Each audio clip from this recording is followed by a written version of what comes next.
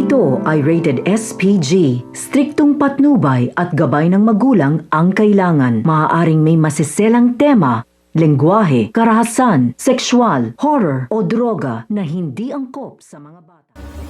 Habang nagpapahangin at nagkukwentuhan, nakatambay ito ngang sila Tanggol ay isang ali ang manghuhusga sa mga ito na sila Tanggol na naman nga raw ang pasimuno ng Rumble sa Quiapo. Ipinagtanggol naman ito ni Tanggol ang kanilang sarili dahil nga raw tinulungan nga lang nila ito ngang si Santino at sila nga raw ang nanguna. Sa kabilang banda naman ay darating naman itong ang si Mokang na kaibigan nga nito ni Tanggol. Sasabihin nga nito kung saan nga ba pupunta ito nga si Mokang. Kaya sinabi nga niya na papunta siya ng school. Kaya naman, inalok nga nito ni Tanggol ito nga si Mokang na siya na nga raw ang maghahatid dito sa school.